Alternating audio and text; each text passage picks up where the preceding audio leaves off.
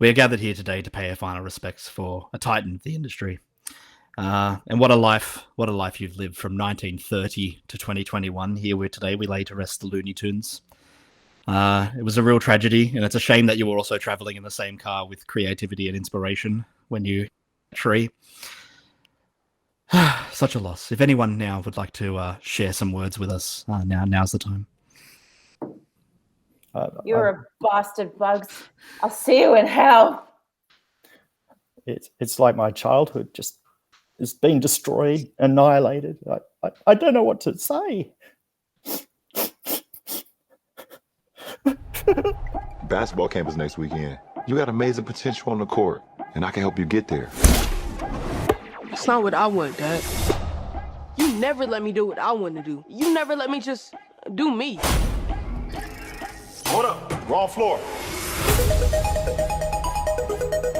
Bet Will Smith ain't got to deal with this. Dad! Down! What in the Matrix hell? Welcome to the space. The space. Welcome to the space. Welcome, King James. I am the king of this domain. This is the Serververse. What'd you do to my son? Where's Dom? The only way you're getting your son back is if you and I play a little basketball. Pete, send this clown to the rejects. Wait.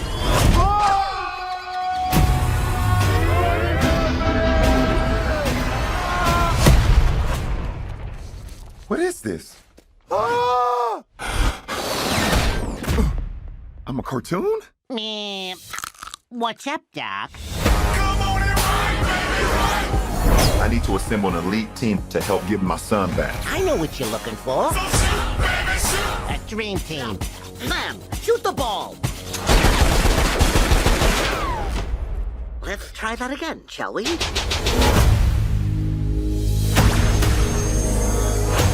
King James. Welcome to The Space Jam.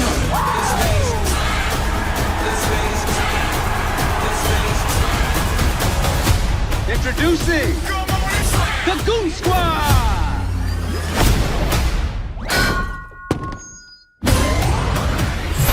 You gotta win this game. Let's end this. Got you, Kron. And get our son back.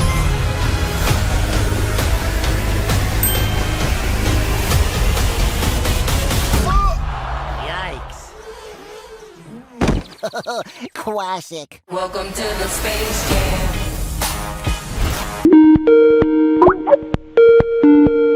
Welcome everybody to Pop Culture. I am Scott. I'm Jason.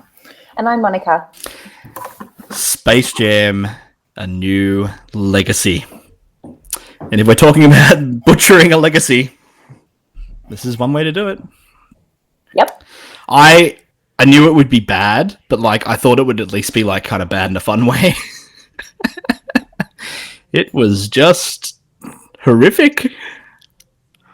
It was 2 and a bit hours of the Warner Brothers just jerking themselves off, aggrandizing themselves with their greatest hits, somehow involving and dragging LeBron James into this. I don't even know how to it's not a good sequel, it's not a good anything. Well, to me, I'm going to be tactful in the first explanation here. It was like they got the merchandise copywriters to all sit together from every area across Warner Brothers and write the script. And they all went, ooh, wouldn't it be a good idea to put this in? Ooh, wouldn't it be a good idea to put this in? Wouldn't it be a good idea to put this in? And this is what we got. It's just this scattergun or shotgun pellets of Warner Brothers merchandise all splattered across the screen with no real purpose. And no shame. No. Like not even a point where someone was like, do you think people are going to think we're a bit arrogant or a bit wanky? Nah. I mean, even to the point where the He falls through the ground and there's a Nike symbol, and then all the NBA stuff just sort of trawled in there. I don't know enough about basketball, but I'm pretty sure there's a lot of references to that as well. So it's it's one of those ones where I am literally lost for words to actually give it a fair criticism, other than it's complete crap. It's complete crap. Let's go back. Let's go. No, go on.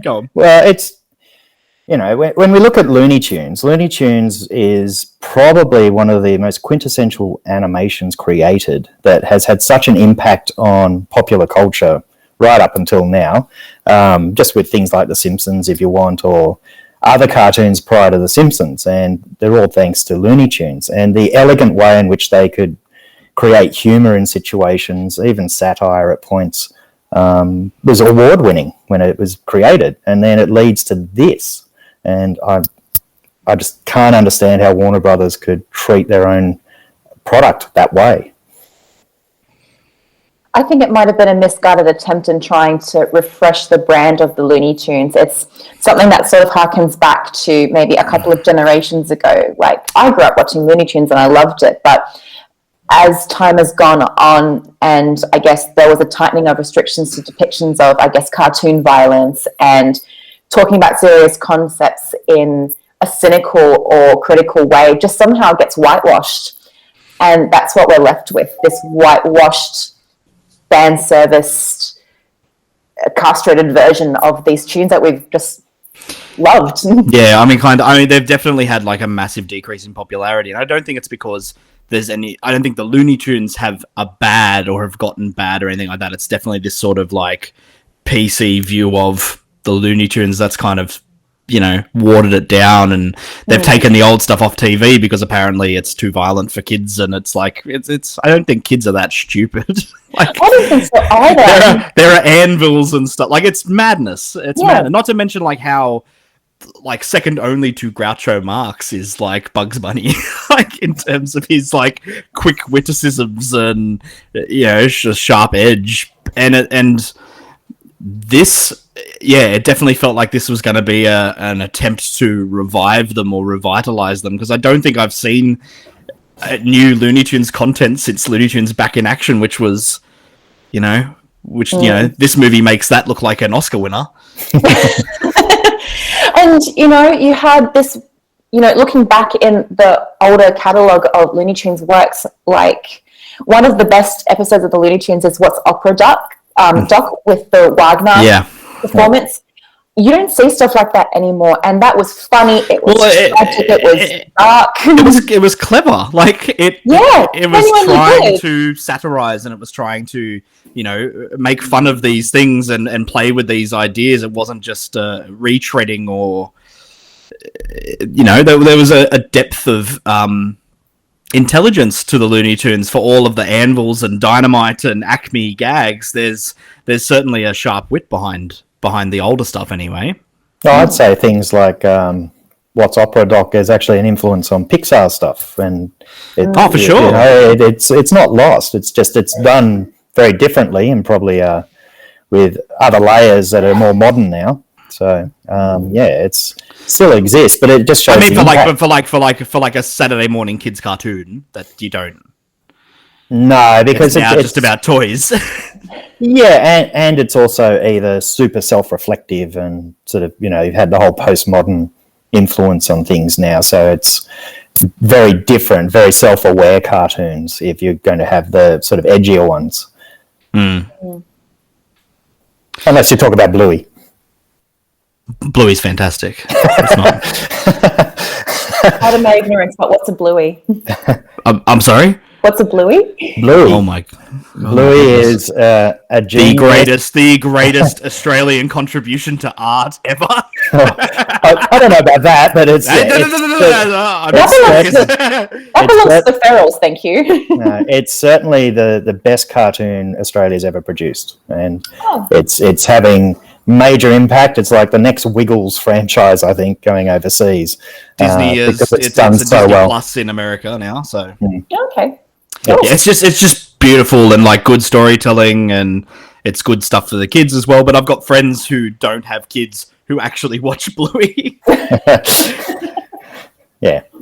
But again, that's sort of, we come back to the Looney Tunes, what you expect of it. And, you know, even its reference to the Looney Tunes films, or cartoons, I should say, with the rabbit season, duck season bit, they didn't even sort of finish the joke, and sort of, it was almost going, you don't know this joke, and then leaves an awkward end to it. And I'm there going, what? Why would you even bother referencing it? Yeah, I wonder how many kids would actually understand, you know, poor Marvin the Martian coming in to claim the land in the name of Mars. You know, one of the best characters ever. I'm like, oh, does anyone actually know who that is anymore? Yeah, I've still got my Marvin the Martian mouse pad around here somewhere. Oh. I just, have we lost Jason again? Yeah, I think we might have. Oh no. Who knew? What was the last point? Yep, references. So if we start recording again, I know to come back. Yeah. When I edit. Mm. Look at him gazing off into... There's just disdain and disappointment. we lost you again. Yeah, I know. What I've done is now I've connected to my phone because obviously something's going on with our network. Okay. We're still recording, so the last thing was like the rabbit season, duck season, like Marvin the Martian. Would anyone even understand that anymore? Yep, I heard that. Cool. Okay, cool. Yep. Sorry. No, it's all right. It's all right. I was going. All right. So, and all those references aside and stuff. Obviously, this is playing off that '90s nostalgia, which is sort of like, I guess, because people, Monica and my age, are now have money and spend money, and we probably saw Space Jam at the cinema. I know I certainly did when I was a kid. Yeah. So it's interesting to latch onto that one little aspect of the Looney Tunes past endeavors, and it's that '90s Looney Tunes with this movie that is sort of, I think, much beloved by people who grew up with it. It's not great, but it's a lot of fun. Yeah, it falls into the nostalgia trap, where something isn't as good as you remember it when you see it many, many years later. I didn't have the heart to sort of go back and watch Space Jam with Michael Jordan because something in my deepest soul knew it wasn't going to be good. Well, I did. Oh, you did? Yeah, I went back and I watched it again with with my son and my wife, before we watched the new one, and it held his attention. My son, he's only 4, but the Bugs Bunny and stuff. He didn't care about Michael Jordan stuff until he went to Looney Tunes World, and from there he was on board. But it plays with it's a lot smarter than you think. It kind of the meta humor and meta sports humor, meta cartoon humor and stuff, and the stakes feel kind of more I'm not going to say real, but the Looney Tunes are going to be enslaved. It's not exactly the most realistic plot, but you care. And then I think the other cool aspect of it is Michael Jordan, where it's I don't know a damn thing about basketball. I have no interest in basketball whatsoever. But as a kid, I knew who Michael Jordan was, and I understand the pop culture influence that he had in the 90s, from clothing to advertisements to he was. And when you watch the old Space Jam, it's certainly not bogged down in this jerking off Michael Jordan. Yeah, he's very much a part of the plot, and it's kind of quirky and funny, and it just happens to be that the Looney Tunes picked Michael Jordan. They challenge the Looney Tunes challenge aliens to a basketball match because the aliens are 6 inches tall, and he's oh, we can beat them, and then the aliens do sports drugs and get big. So they kidnap Michael Jordan thinking oh, he's the best basketball player we can think of. It made sense, sort of, you know what I mean? Yeah.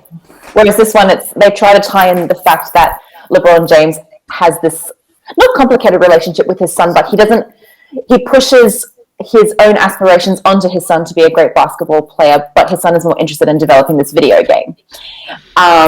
And that's not something that they understand about each other. So that's where they try and develop this conflict. But I don't really buy into it very much. It's just, there's this kid, Don Cheadle decides to manipulate him. And now Evil computer Don Cheadle. Evil computer Don Cheadle. You're a war machine, dude. What are you doing? I bagged out with that plot synopsis straight away. It's just so facile. It's so horrible.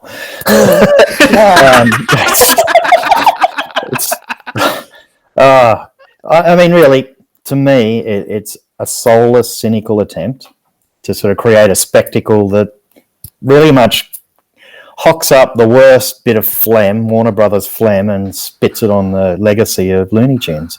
And that's my sum total of what I see in it. Not only spits in the legacy of the Looney Tunes, but also tarnishes some really great films. When they go and collect all the other tunes, they go through the Casablanca movie, which is one of the greatest films ever made. They go through Mad Max Fury Road, and I was just like, I don't need to see Wile E. Coyote. No one is safe. no one is safe. And I just found it so, I don't want to say offensive, but yeah, I was just like, what the hell are you people doing? Yeah, I think back to Jason's point, it was like written by a bunch of marketing copywriters, and then they were like, oh, you know what's cool? The Matrix. Yeah, it was cool in 1999. And distracting the audience with harkening back to your, I guess, really good catalogue of works does not distract people from the fact that the movie that you're trying to sell is really bad. It was this, yeah, and the sort of meta-ness of it, but it wasn't playing meta for clever or meta for, I don't know, like it was just like there. It's like the Iron Giant and King Kong, and then when like Alex Judge and his droogs are watching the basketball game, I'm like, who thought this was a good idea? This is just weird now. Yeah. I also found it very distracting to look at because there's so much going on the screen. So when you go to the final act with the basketball match, there's so many noises, so many colors, all this choppy editing. It's really difficult to understand exactly what's going on.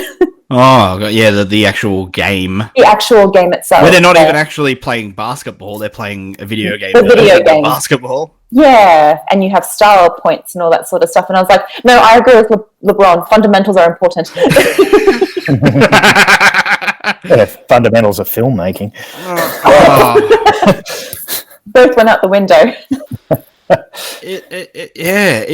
I've seen some shit in my life. Like, I have, and I don't mean that in the like I went to Nam kind of way. Yeah, that's what it's coming across like, but yeah, go on. Look at me! You will get PTSD from watching this film. I've watched some bad movies, but this was, if we weren't doing a podcast on it, I was going to turn it off. Like, my son walked away. He's 4, and there's a lot of colors and stuff, and he was just like, disinterested completely. We were just like, my wife and I just struggled to get through it. It hurt, and I don't think we've talked about a movie this bad on the podcast. Yeah, I was live texting my outrage the entire time, and I'm sorry for doing that to both of you. It was just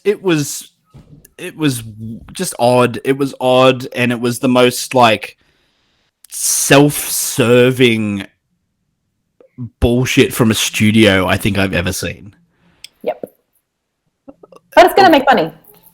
I don't think it will. I don't think even audiences, basketball enthusiasts, like, there's nothing in this for anyone, and all it does is like it makes the Looney Tunes look bad.